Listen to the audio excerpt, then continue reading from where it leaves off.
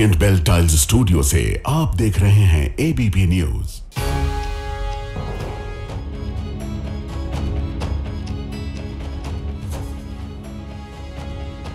नमस्कार, मैं हूं प्रतिमा मिश्रा। दिन की हर बड़ी खबर के साथ आइए शुरू करते हैं भारत की बात। शुरुआत उन खबरों से जिन पर विस्तार से करेंगे चर्चा। बिहार का चुनावी फ्राइडे ब्लॉकबस्टर आज हम आपके लिए रिलीज करेंगे। गाली पॉलिटिक्स के साथ लाठी युद्ध और राहुल गांधी की यात्रा में अखिलेश यादव की एंट्री के मायनों का विश्लेषण आपके लिए होगा। बेईमानों की भीड़ में कैसे ईमानदार अपने हक की लड़ाई हार जाते हैं। राजस्थान में 2021 की एसआई पुलिस भर्ती परीक्षा रद्द होना कैसे ईमानदारों के साथ सिस्टम का धोखा है, ये भी आज हम आपको दिखाएंगे। महाराष्ट्र में मराठा आरक्षण का नया सीजन आज रिलीज हो गया। सीएम देवेंद्र फडणवीस ने क्यों कहा आंदोलन को भड़काया जा रहा है, ये खबर भी आपके लिए होगी। और हर दिन की तरह रात 8:30 बजे आप मेरे साथ देखेंगे स्पेशल रिपोर्ट सैलाब की सर्जिकल स्ट्राइक। तो आइए शुरुआत करते हैं और सबसे पहले बात बिहार के सियासी युद्ध की करेंगे, क्योंकि आधे हिंदुस्तान में बारिश बाढ़ है, लेकिन बिहार में चुनावी गर्मी अपने चरम पर है। यहाँ गाली कांड है, लाठी युद्ध है, हिंसा अहिंसा है, गमछा पॉलिटिक्स है, आतंकवादी है, हाथी घोड़े हैं और 3 लड़के हैं। यूपी के 2 लड़कों के बाद बिहार की चुनावी पिच पर 3 लड़कों की एंट्री होने वाली है। राहुल गांधी, तेजस्वी यादव के साथ अखिलेश यादव वोटर अधिकार यात्रा में डेब्यू करने जा रहे हैं। तीनों की एक साथ जीप पर सवार होने वाली तस्वीर तो आपको कल दिख सकती है, लेकिन आज हमने एआई की मदद से इस तिकड़ी को दिखाने की कोशिश की है। हालांकि अखिलेश यादव को बिहार के वोट घमासान में उतारकर राहुल गांधी और तेजस्वी यादव सियासी तौर पर क्या साधना चाहते हैं, इस रणनीति का विश्लेषण आगे आपके लिए करेंगे। लेकिन पहले आपको बता दें कि इस तिकड़ी के चुनावी रण में उतरने से पहले प्रदेश की सियासत में गाली कांड और लाठी युद्ध तेज हो गया है। कहते हैं ना कि हर एक्शन का रिएक्शन होता है। दरभंगा में कांग्रेस के मंच से पीएम मोदी को गाली देने का वीडियो वायरल हुआ तो बीजेपी कार्यकर्ताओं का गुस्सा भड़क उठा। उसके बाद ये दृश्य सामने आया, जहां पटना में पीएम मोदी को अपशब्द कहे जाने के विरोध में बीजेपी कार्यकर्ताओं ने प्रदर्शन किया। इस दौरान बीजेपी कांग्रेस कार्यकर्ता आमने सामने आ गए और दोनों तरफ से जमकर लाठी डंडे चलने लगे। पहले आप इस लाठी युद्ध की रिपोर्ट देखिए, इसके बाद खबर को विस्तार देंगे।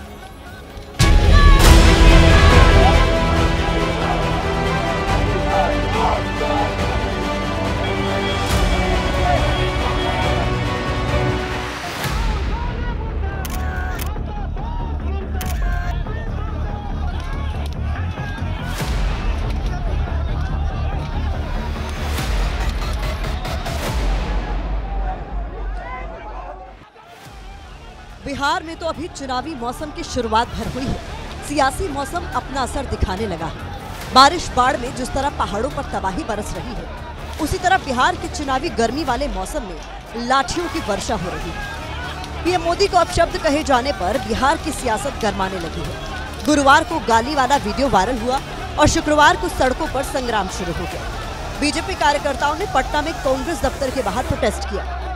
इस दौरान कांग्रेस और बीजेपी कार्यकर्ता आमने सामने हो गए और लाठी डंडे लेकर एक दूसरे के ऊपर टूट पड़े। यहाँ पर जो है पहले कांग्रेस नेता कार्यकर्ताओं के साथ जो है वो भिड़ंत हो गई, दोनों तरफ से लाठी डंडे चले, उसके बाद पत्थरबाजी भी हुई है। देखिए पत्थरबाजी अभी भी हो रही है। कैमरा पर्सन निरंजन आपको तस्वीरें दिखा रहे हैं।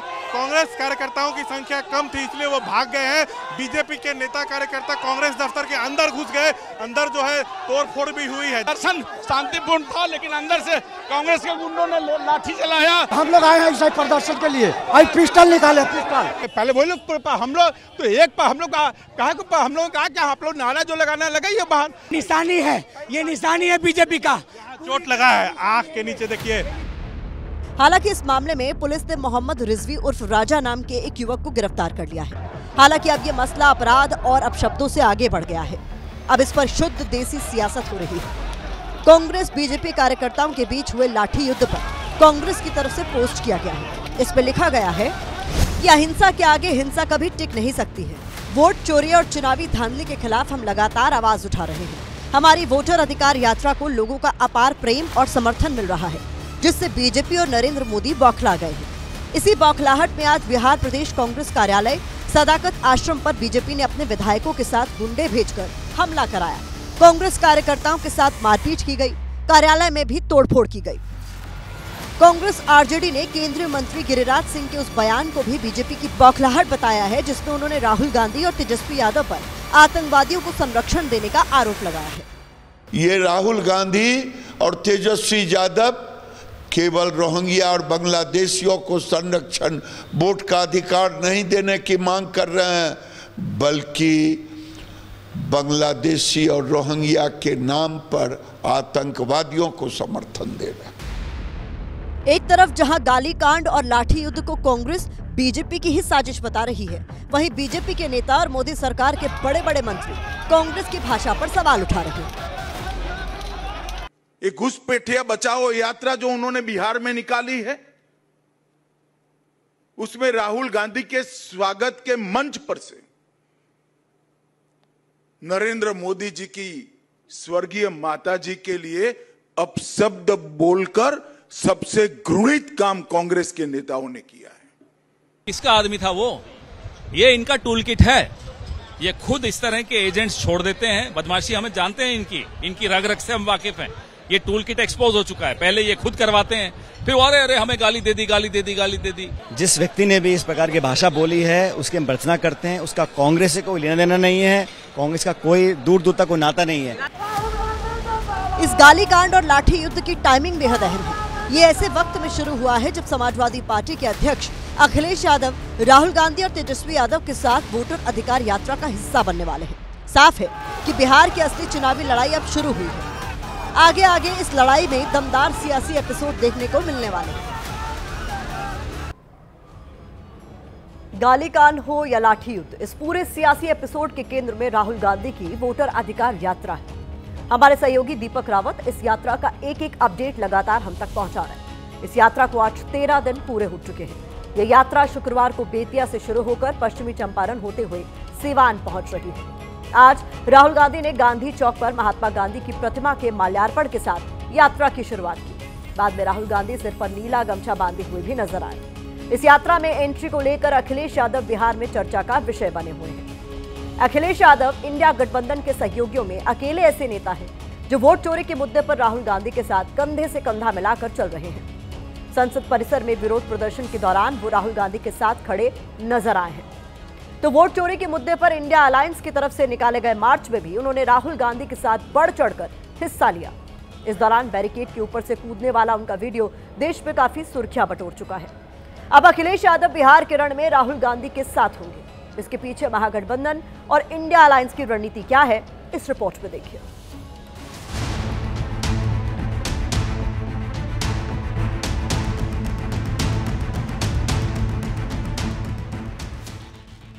तो राहुल गांधी की यात्रा में अखिलेश यादव की एंट्री के साथ बिहार के 3 लड़के प्रदेश की चुनावी पिक्चर के फ्रेम में होंगे। सवाल यह है कि अखिलेश यादव बिहार में राहुल गांधी और तेजस्वी यादव की मदद कैसे करेंगे।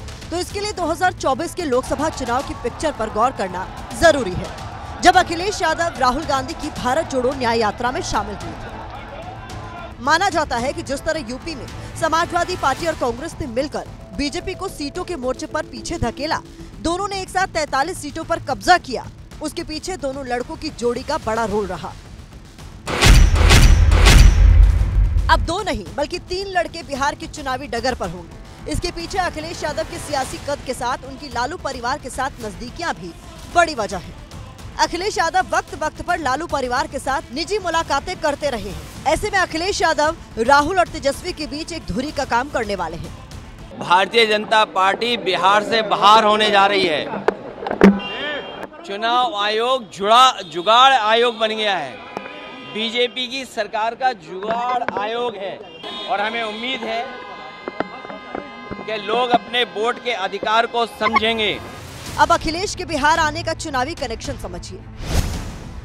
अखिलेश यादव बिहार के सिवान और भोजपुर जिले में वोटर अधिकार यात्रा का हिस्सा होंगे। ये दोनों जिले उत्तर प्रदेश की सीमा से सटे हुए हैं। सिवान और भोजपुर जिले के तहत विधानसभा की 15 सीटें आती हैं। 2020 के विधानसभा चुनाव में महागठबंधन ने यहां 11 सीटें जीती, जबकि एनडीए को सिर्फ 4 सीटों पर ही जीत मिली। 2020 के नतीजे देखें तो इन दोनों जिलों में महागठबंधन एनडीए के मुकाबले मजबूत नजर आता है। अब अखिलेश यादव के जरिए इस प्रदर्शन को और बेहतर करने की कोशिश है, क्योंकि सिवान जिले में मुस्लिम वोटरों की आबादी 3 लाख है। इसके साथ ही यादवों की आबादी 2.5 लाख। क्योंकि यादव और मुसलमान यूपी में समाजवादी पार्टी के परंपरागत वोटर माने जाते हैं। ऐसे में राहुल गांधी और तेजस्वी यादव को ये उम्मीद है कि अखिलेश यादव के साथ आने से बिहार में ये दोनों समुदाय एकजुट होकर महागठबंधन के पक्ष में वोट डाल सकते हैं। समाजवादी पार्टी तेजस्वी की मदद करेगी। आदरणीय लालू प्रसाद यादव जी के साथ समाजवादी पार्टी खड़ी दिखाई देगी। अब क्योंकि आरजेडी, कांग्रेस और समाजवादी पार्टी इंडिया अलायंस का हिस्सा है, ऐसे में तीनों दल मिलकर विपक्ष की एकजुटता का संदेश भी दे रहे हैं और शक्ति प्रदर्शन भी कर रहे हैं। हम लोग एक संगठित तरीके से वोट चोरी को रोके और जनता इससे रिलेट हो गई है और विश्वास कर चुकी है कि ये वोट चोरी हो रहे हैं और अब तक हुए हैं, तो इससे बेनिफिट एकता में ताकत आएगी। बहरहाल अगर ये तिकड़ी बिहार में हिट होती है तो इस धरती पर बने सियासी समीकरणों का असर 2027 की यूपी विधानसभा चुनाव में भी देखने को मिल सकता है। अखिलेश यादव की एंट्री से पहले ही राहुल गांधी ने बिहार के यादवों को संदेश देने की शुरुआत कर दी है। राहुल गांधी ने बिहार में टार्जन के तौर पर मशहूर फिटनेस आइकन राजा यादव से मुलाकात की है। राजा यादव के साथ राहुल गांधी ने लंबी बातचीत की है। कुछ दिन पहले राजा यादव ने लखनऊ में समाजवादी पार्टी के अध्यक्ष अखिलेश यादव के साथ भी मुलाकात की थी। अखिलेश यादव ने राजा यादव को सम्मानित भी किया था।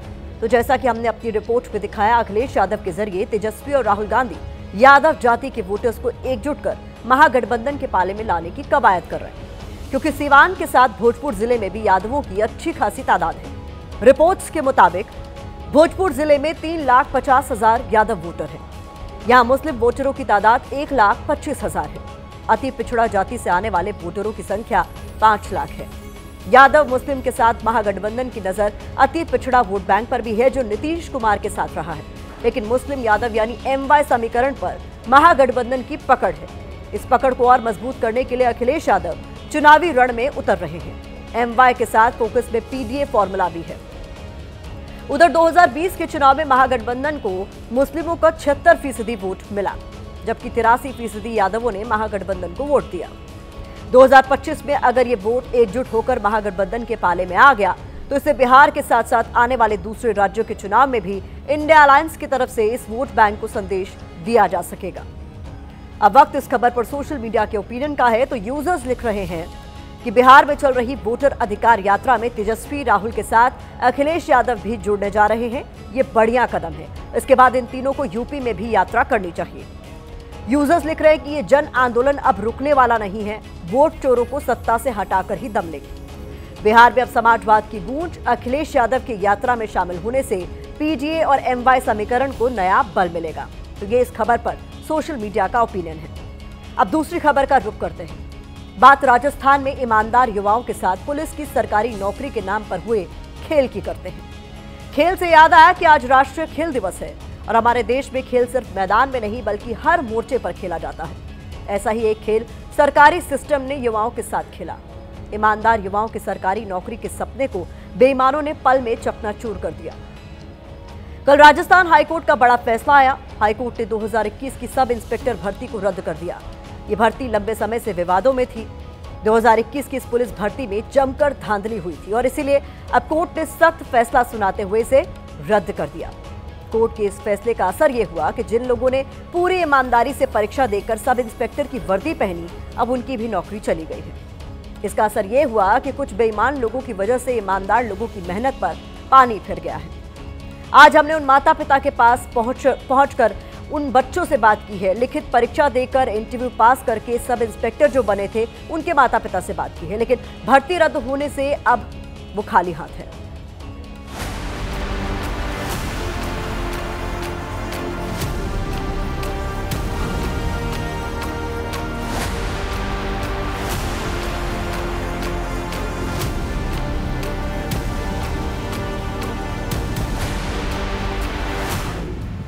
राजस्थान हाईकोर्ट ने जैसे ही 2021 की SI भर्ती रद्द करने का फैसला लिया, कहीं खुशी कहीं गम छा गया। तो हमने सरकार को शिकस्त दी है, आगे भी हम सरकार को और शिकस्त देंगे और सुप्रीम कोर्ट भी इस फैसले में कोई फेरबदल नहीं करेगा, क्योंकि जिस प्रकार का एग्जामिन हुआ ऐतिहासिक निर्णय है।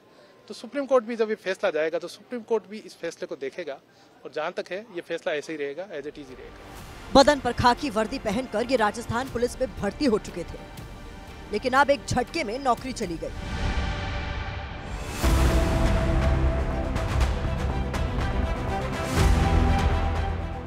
इनसे मिलिए, ये नीरज का परिवार है। नीरज ने BHU से M.Tech किया था। नीरज इंजीनियरिंग करना चाहते थे, लेकिन समाज और देश के लिए कुछ करने की जिद उन्हें पुलिस की नौकरी तक ले गई। लिखित परीक्षा के बाद इंटरव्यू दिया, हर जगह कामयाबी मिली, लेकिन अब एक झटके में नौकरी चली गई। कुछ बेईमान लोगों की धांधली की सजा अब नीरज का परिवार भुगत रहा है। जो फैसला दिया है, तो जो सही मतलब तरीके से जो इसमें सेलेक्ट हुए हैं बच्चे, अपनी मेहनत से हुए, उनके साथ उनको इन्होंने हाई कोर्ट ने अनदेखा किया है कहीं न कहीं।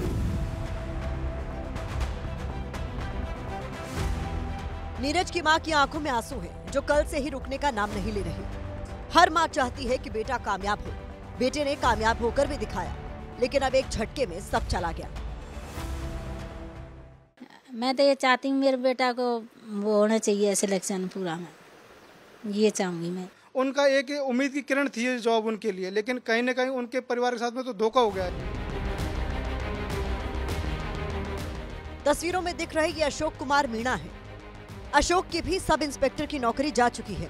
अशोक कई बड़े ऑफर छोड़कर पुलिस में भर्ती हुए थे। एक ही मकसद था, समाज और देश की सेवा करना, लेकिन अब समाज में इन्हें गलत नजरों से देखा जा रहा है। उससे हम कैसे सहन करें? हमारी सामाजिक प्रतिष्ठा का सवाल है। हमारे समाज में जो उठना बैठना है वो एक कलंकित के तौर पे हमको देखा जा रहा है। तो हमारा जो परिवार है वो भी इस दुविधा में पड़ा हुआ है। सारे मानसिक पीड़ा हमको मिल रही है। अशोक कुमार मीणा की राजस्थान के कोटपुतली जिले के परागपुरा थाने में पोस्टिंग हुई थी। ये उसी वक्त की तस्वीर है, लेकिन अब यही तस्वीर उन्हें जिंदगी भर परेशान करेगी। परिवार भी यही कह रहा है कि जिन लोगों ने गलत किया उन्हें सजा मिलनी चाहिए। ईमानदार को सजा क्यों दी जा रही है? एग्जाम रद्द हुए, बहुत गलत हुआ है। जो गलत किया उनके साथ में नहीं होना चाहिए था। जिसने माना मेहनत के आगे बढ़े उनके साथ में गलत हो गए। तो आगे पीछे 15-20 परिवार, तो एक कितना संभालेगा पापा? हम बहुत इससे बहुत टेंशन में है।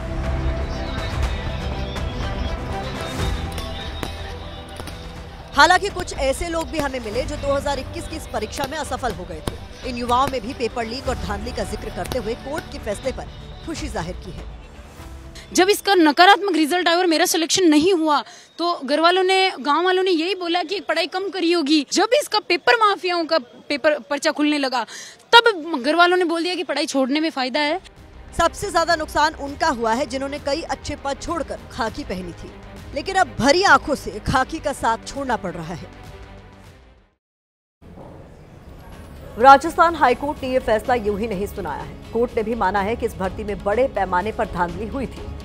साल 2021 में सब इंस्पेक्टर के 859 पदों पर भर्ती प्रक्रिया शुरू हुई थी। इन पदों के लिए 7 लाख से ज्यादा अभ्यर्थियों ने आवेदन किया था, लेकिन भर्ती परीक्षा में पेपर लीक होने का आरोप लगा।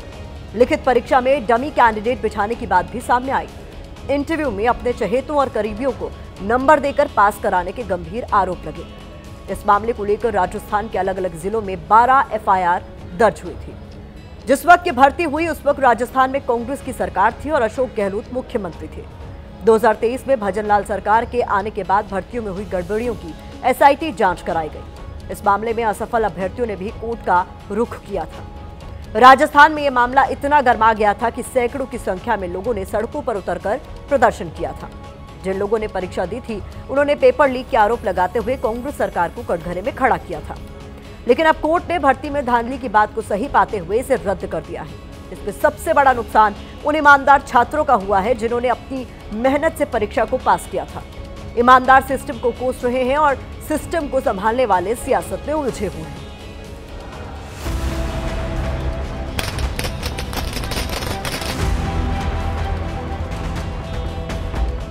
पिछले सरकार में जब पेपर लीक हुआ तभी से मैं ये मांग कर रहा था, जिसके लिए धरना प्रदर्शन भी किए।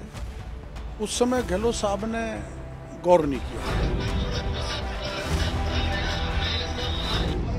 ये सरकार की नाकामी है। सरकार के मुंह के ऊपर ये तमाचा हाईकोर्ट ने दिया है। नौजवानों को न्याय नहीं मिलना चाहिए, ये सरकार की प्राथमिकता में है। बीजेपी कांग्रेस मिल गए थे। बीजेपी के कई मंत्री, कई अधिकारी जो अपनी महिला मित्रों को बचाने के लिए इस भर्ती को रद्द नहीं करना चाह रहे थे। अब अपने कॉलर को साफ दिखाने के लिए दूसरों के ऊपर आरोप लगाने का काम करो, ये चरित्र पहला नहीं है कांग्रेस का। तो रीट की परीक्षा में इसका इन्वॉल्वमेंट था, ऐसा ही में आपके लोगों का इन्वॉल्वमेंट था, आपने जांच तक करने की बात नहीं की। अब हम अपनी तीसरी खबर का रुख करते हैं। कल संघ प्रमुख मोहन भागवत ने कहा था कि जातिगत आरक्षण पर संवेदना से विचार किया जाना चाहिए, और आज महाराष्ट्र में मराठा आरक्षण की मांग लेकर एक नई लहर उठ गई है। मराठा आरक्षण की मांग लेकर सामाजिक कार्यकर्ता मनोज जरांगे ने मुंबई के आजाद मैदान में आज से आमरण अनशन शुरू कर दिया। इस दौरान उनके साथ विशाल जनसमूह उमड़ा। लाखों की भीड़ आरक्षण की मांग लेकर उनका समर्थन कर रही थी। जरांगे के साथ उमड़े इस जन सैलाब से एक ही आवाज सुनाई थी, एक मराठा करोड़ मराठा।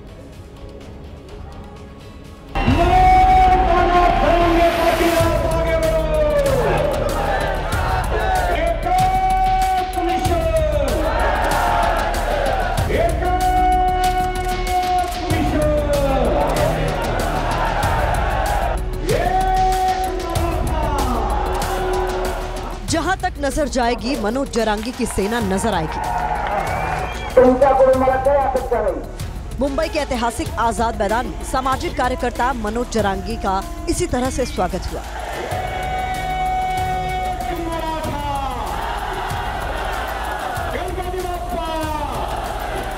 यहाँ हर आंख जरांगे की तरफ थी और हर जुबान पर आरक्षण का जिक्र था।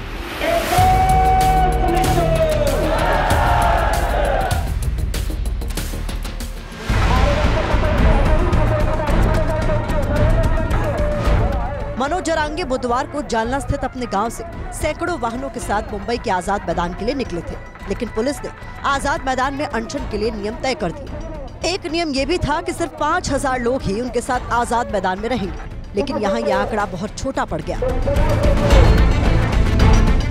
आजाद मैदान की तस्वीर आप देख रहे हैं। यहाँ पुलिस की तरफ से 5000 लोगों को आंदोलन की बात की गई थी, लेकिन 15 या 20 नहीं, उससे ज्यादा लोग यहाँ पर मौजूद हैं। मंच की एक बार तस्वीर दिखाती हूँ।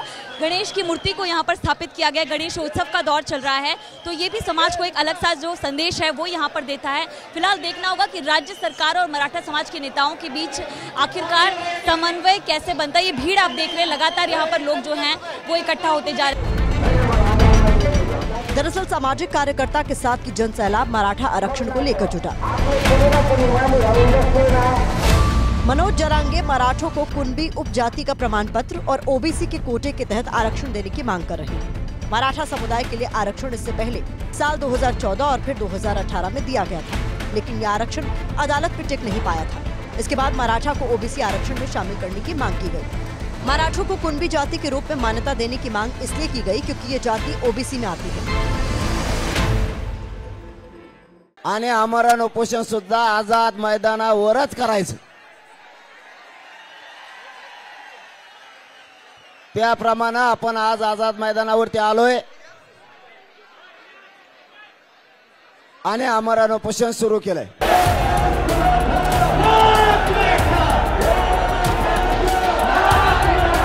जरांगे के साथ लाखों की इस भीड़ के बीच सीएम फडणवीस पहले ही कह चुके हैं कि मराठा को 10% आरक्षण को परिस्थिती नाही आहे। 10% आरक्षण लागू आहे, त्या आरक्षणाप्रमाणे भरती झाली आहे, भरती चालली आहे। त्यामुळे आत्ताची परिस्थिती अशी नाही की मराठा समाजाला आरक्षण नाही आहे, ते ऑलरेडी आहेच।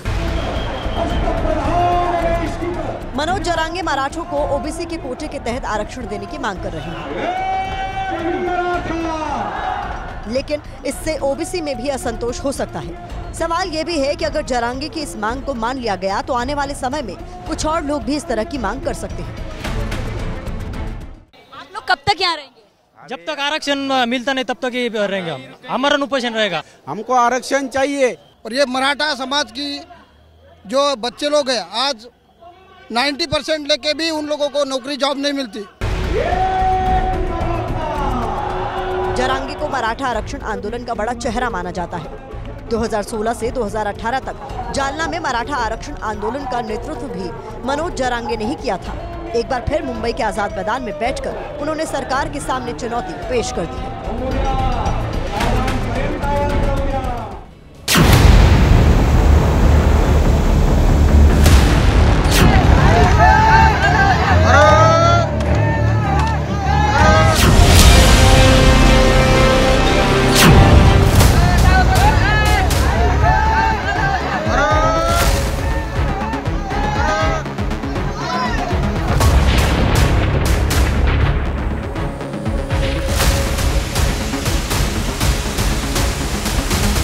वो आया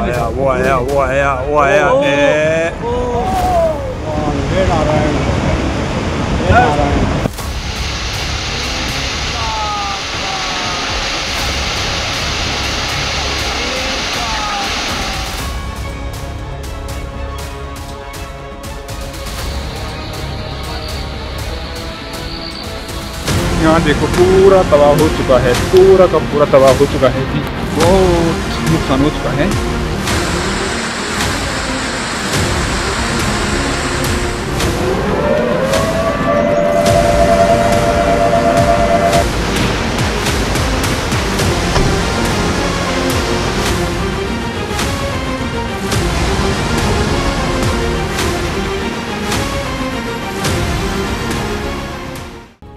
हिमाचल प्रदेश के कुल्लू मनाली से लेकर राजस्थान के जयपुर तक और उत्तराखंड के रुद्रप्रयाग से लेकर जम्मू कश्मीर में कटरा से श्रीनगर तक बारिश से ऐसी बेहिसाब बर्बादी हुई है जिसने देश के पर्यटन की कमर तोड़ दी है। पहाड़ से लेकर मैदान तक जगह जगह पर देश के सैलानी फंसे हुए हैं। इस तस्वीर को देखिए जो अपने आप पूरी कहानी समेटे हुए है। पहाड़ों के बीच में एक छोटा सा पतला सा रास्ता है और इस संकरे रास्ते से होते हुए भीड़ आगे की तरफ जा रही है। ये लोग तीर्थयात्री हैं जो मणिमहेश की यात्रा के लिए आए थे और रास्ते तबाह होने के बाद पैदल ही चंबा हेडक्वार्टर तक के 60 किलोमीटर लंबे सफर पर निकल पड़े हैं। ऐसे एक नहीं सैकड़ों कहानियां हैं जो बेहिसाब बारिश से मची तबाही की गवाही बनकर मौजूद है। रिकॉर्ड तोड़ बारिश ने सिर्फ सैलानियों और टूरिज्म उद्योग पर नहीं बल्कि फसल से लेकर सेब की सप्लाई और किसानों तक पर स्ट्राइक की है। सरकार से लेकर सिस्टम तक पस्त दिखाई दे रहा है और इसीलिए हम कह रहे हैं कि ये सैलाब की वो सर्जिकल स्ट्राइक है जिसके घाव भरने में काफी वक्त लगेगा।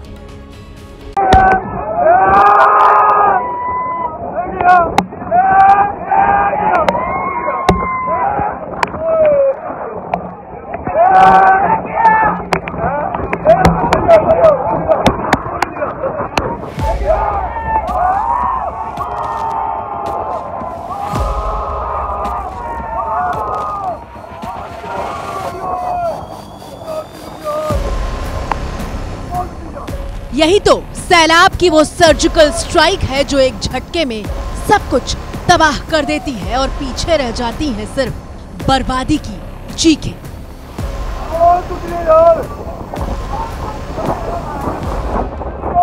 ये तवी नदी का तांडव है जो पलक झपकते ही जम्मू कश्मीर के नगरोटा में बने इस पुल को लील गया।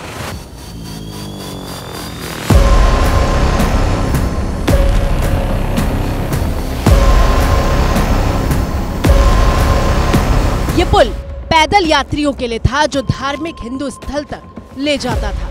बड़ी संख्या में लोग इस पुल के जरिए श्री बाबा पहड़ देवता के दर्शन के लिए जाते थे। पहले तो लोग यहाँ नाव से आया करते थे लेकिन बाद में ये पुल बनाया गया था, लेकिन सैलाब उसे बहा ले गया।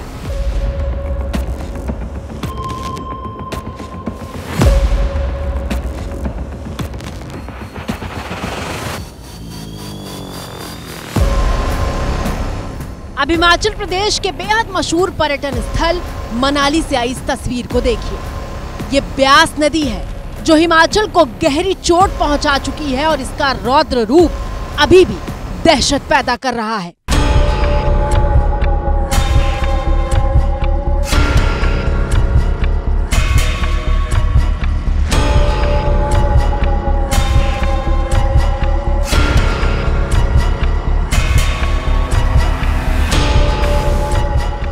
ब्यास नदी का उफान ऐसा है कि वो चंडीगढ़ से मनाली तक जाने वाले राजमार्ग के एक हिस्से को ही अपने साथ बहा ले गई। हिमाचल में बर्बादी की इबारत लिख रही ब्यास नदी रोहतांग दर्रे से निकलकर करीब 470 किलोमीटर तक बहती है। बारिश में ब्यास का रूप बदला है लेकिन बाकी दिनों वो राज्य के लिए किसी वरदान से कम नहीं होती जो पर्यटन उद्योग से लेकर हिमाचल के किसानों तक के लिए रीढ़ की तरह काम करती है। ब्यास के किनारे ही कुल्लू और मनाली जैसे खूबसूरत हिल स्टेशन बसे हुए हैं।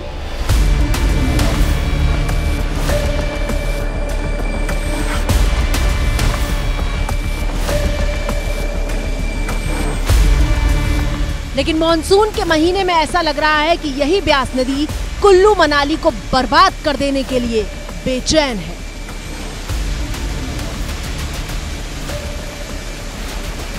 हिमाचल प्रदेश के कुल्लू से आई सबसे ताजा तस्वीर देख लीजिए, जहां पानी कार को ही अपने साथ बहा ले गया है।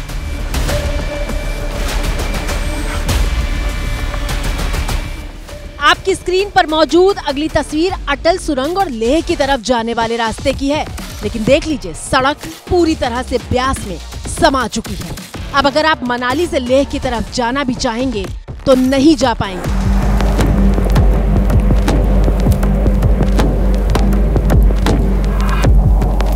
ये आर्मी वाला रोड है, ये बंद हो गया। ये सारा बारिश की वजह से ये फ्लड आ गया, इधर आने जाने में दिक्कत रह रही है। ये रोड किधर जाता है? ये आर्मी वाला रोड है, ये ऊपर लेह के लिए जाता है। ये रोड लद्दाख को जाता है और ये बारिश के कारण बहुत डैमेज हो गया है। सरकार को जल्दी जल्दी ये काम करना चाहिए। अगली तस्वीर ओल्ड मनाली की है, जो 2 दिन पहले ही आई थी। ये वो ओल्ड मनाली है जिसे देखने के लिए देश और दुनिया से टूरिस्ट पहुंचते हैं, जिसकी हवा में एक अलग सा सुकून है।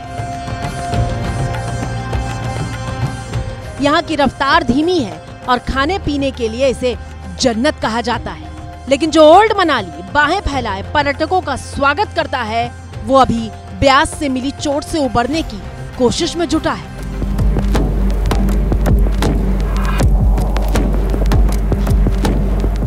ओल्ड मनाली को जोड़ने वाला पुल तबाह हो चुका है और अब यहाँ के लोग खुद ही इस रास्ते को बनाने में जुट गए हैं ताकि जिंदगी पटरी पर लौट सके।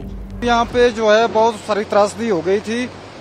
27 तारीख को बहुत मुश्किल हालात हो गए थे, ऐसे कि मतलब यहाँ पर सारे बेघर होने की कगार में हो गए थे, क्योंकि जब ये पुल गिर गया उस टाइम जो है इसका पानी का बहाव जो है एक तरफ हो गया।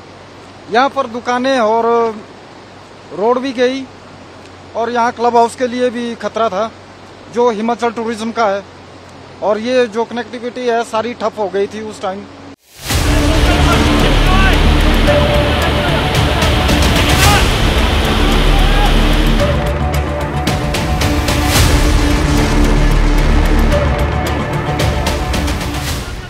हिमाचल प्रदेश के कुल्लू मनाली के बाद चंबा में मचा हाहाकार भी देख लीजिए।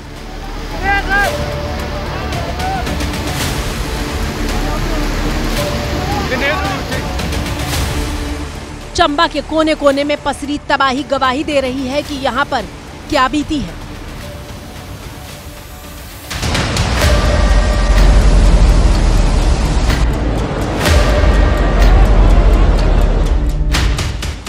सबसे बड़ी मार चंबा के मणि महेश यात्रा पर गए लोगों पर पड़ी है।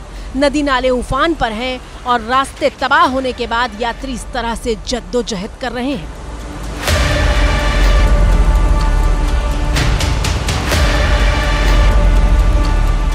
ये लगा लो पुल सारे के सारे बह गए, हमारे दोनों के दोनों पुल बह गए। पुल बहने की वजह से ये लगा लो ये मेरे भाई है, एक तरह से मौत देख के आए हैं हम झरनों के ऊपर ऐसे लटके हुए थे, पहाड़ों के ऊपर। सबसे ज्यादा चौंकाने वाली तस्वीर है ये। सैकड़ों यात्री एक सकरे रास्ते से होते हुए चंबा की तरफ बढ़ रहे हैं, क्योंकि इनके पास कोई और विकल्प ही नहीं बचा है। ये लोग अपनी गाड़ियां छोड़कर पहाड़ी रास्तों पर पैदल निकल चुके हैं। 1 लाख से ज्यादा गाड़ियां, मोटरसाइकिल, लोगों की महंगी महंगी कारें सब ऊपर फंसी हुई हैं। 4 महीने तक तो ये रास्ता खुल नहीं सकता सर। वो गाड़ियों की रिस्पॉन्सिबिलिटी कौन लेगा सर? सर पूरे ऊपर से 40 किलोमीटर पैदल आए हुए हैं, सुबह सभी 5-6 बजे निकले हुए हैं, और रास्ता ऐसा है अगर आप वीडियो देखोगे ना, आप सोचोगे बंदे कैसे सेफ आ गए।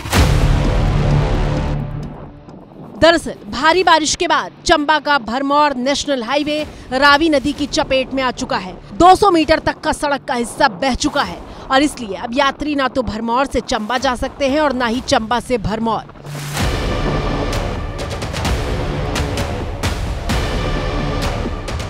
हम पैदल पैदल पैदल पैदल आ रहे हैं। वहाँ से आए हम पहाड़ में ऊपर चढ़ गए भैया। वहाँ रात एक मंदिर पे काटी, उससे सुबह से उस मंदिर से ऐसे ऐसे पहाड़ों में से जो कभी ना देखे हमने, उसमें से निकल के हम 7 किलोमीटर का पहाड़ उसे पार करके हम सुबह के 5 बजे के चले हुए हैं। चंबा की मणिमहेश यात्रा को पूरी तरह से बंद कर दिया गया है। 24 अगस्त से लेकर चंबा में अब तक 11 श्रद्धालुओं की मौत हो चुकी है। 3000 यात्रियों का रेस्क्यू किया गया है। लोग गुस्से में हैं और हिमाचल प्रदेश की सरकार और सिस्टम पर सवाल उठा रहे हैं। सब बहुत मुश्किल है यहाँ तक आना। मैं तो ये सोच रही हूँ यहाँ तक पहुँच कैसे गई हूँ। ये तो मेरे हस्बैंड, मेरे भाई मेरे साथ हैं, बाकी सब चल रहे हैं तो हौसले से चल रहे हैं। मेरे बच्चे घर पे हैं, घर वाले ये सोच रहे हैं कि पता नहीं है भी है कि नहीं। गुस्सा इसलिए भी ज्यादा है क्योंकि मोबाइल नेटवर्क भी ध्वस्त हो चुका था और चाहकर भी लोग किसी से ना तो मदद मांग पा रहे थे और ना ही अपने परिवार तक सलामती की खबर पहुंचा पा रहे थे।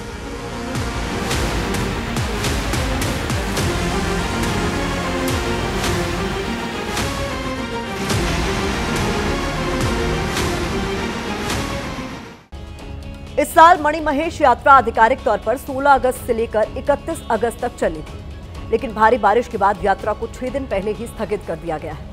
इस यात्रा के लिए देश के कोने कोने से श्रद्धालु पहुंचते हैं।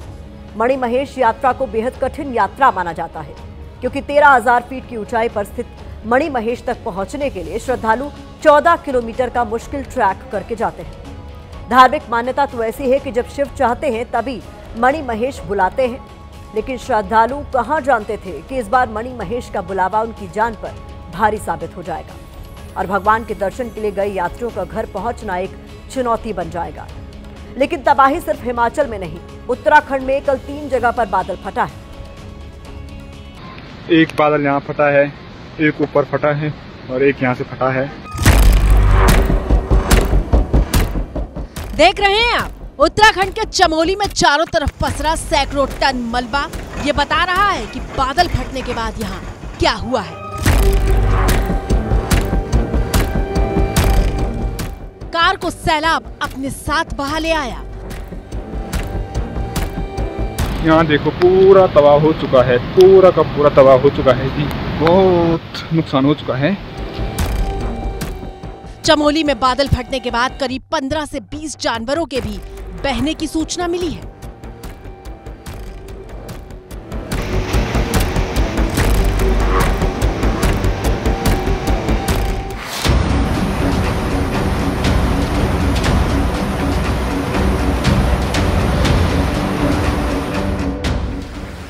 आफत का पानी उत्तराखंड के रुद्रप्रयाग में कहर बरसा रहा है और फंसे हुए लोगों को निकालने के लिए युद्ध स्तर पर काम किया जा रहा है।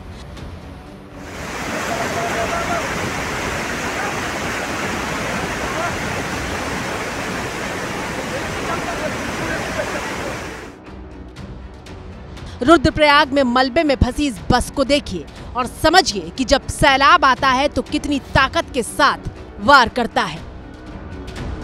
छोरा घाट में उपस्थित है जहां डीडीआरएफ की टीम सहायता करने पर लगी हुई है और अपना कार्य कर रही है। वो आया। देखते ही देखते पहाड़ का एक हिस्सा केदारनाथ हाईवे पर धड़ाम हो गया। वो आया।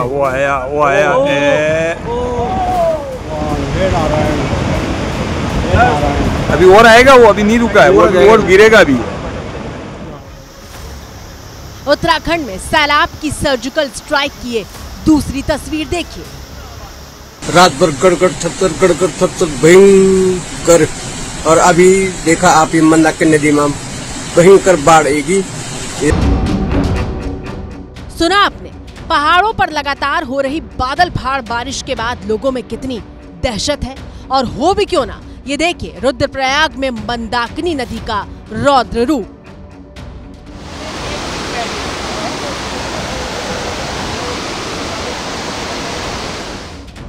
लगातार प्रशासन लोगों को खतरे से सावधान कर रहा है। सभी स्थानीय लोगों से अनुरोध है जिनके भी आवश्यक मकान हो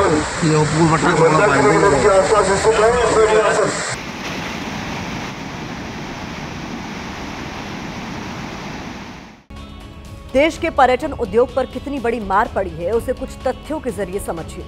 उत्तराखंड की पवित्र चारधाम यात्रा बुरी तरह प्रभावित हुई है। तीर्थ यात्रा केवल केदारनाथ और बद्रीनाथ तक ही सीमित रह गई है। गंगोत्री धाम का मार्ग 6 अगस्त से और यमुनोत्री धाम का मार्ग 18 अगस्त से बंद है। इतना ही नहीं, उत्तराखंड के बेहद लोकप्रिय हिल स्टेशन नैनीताल पर भी गंभीर असर पड़ रहा है। नैनीताल के अलग अलग होटल्स में 80% बुकिंग कैंसिल हो चुकी है।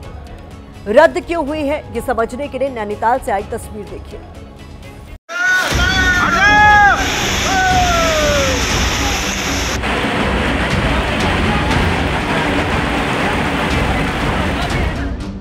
नैनीताल के रानीबाग पुल के पास पहाड़ी रास्ते पर आ गिरी है, जिससे आसपास के इलाकों में जाना मुश्किल हो गया।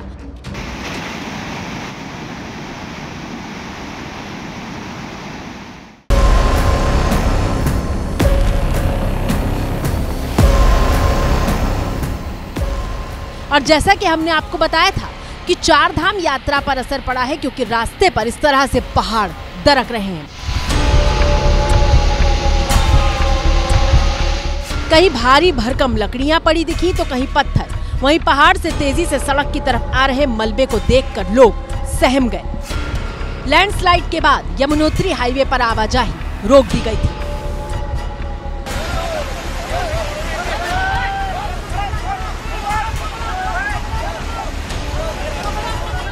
तस्वीरें उत्तराखंड के बागेश्वर की हैं, जहां बीजेपी विधायक को उफनते पानी को पार कराने के लिए पूरा दलबल लगा हुआ था।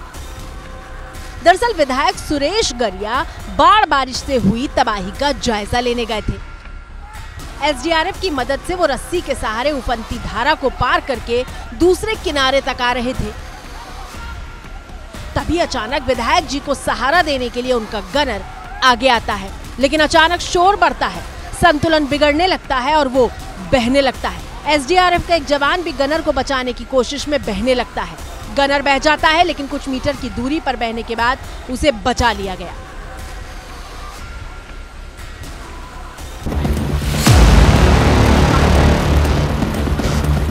वाकई में इस तस्वीर को देखने के बाद ये कहना गलत नहीं होगा कि अगर राजधानी में रहना है तो तैरना सीखना होगा। शहर कर हम लोग पार कर रहे हैं, क्योंकि चंद घंटों की बारिश ने दिल्ली को स्विमिंग पूल बना डाला।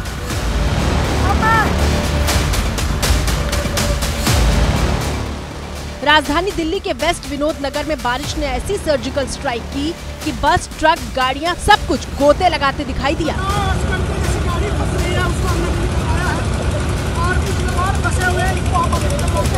इस तस्वीर को देखकर कौन कहेगा कि यहाँ कभी सड़क भी थी। हमें खुद मतलब अजीब सा हो लग रहा है कि इस थोड़ी सी बारिश में दिल्ली की हालत क्या कर दिया। चिंता की बात यह है कि पहले ही भारी तबाही हो चुकी है और मौसम विभाग ने हिमाचल प्रदेश में अगले 2 दिन के लिए भारी से बहुत भारी बारिश की चेतावनी जारी की है। सोचिए, जिस राज्य में पहले ही 2 नेशनल हाईवे समेत 900 से ज्यादा सड़कें बंद हैं, वहां और तबाही हुई तो हालात कितने भयावह होंगे। इसी के साथ भारत की बात में मुझे दीजिए इजाजत। कल रात 8:30 बजे घंटी बजाओ में आप सभी से फिर होगी मुलाकात।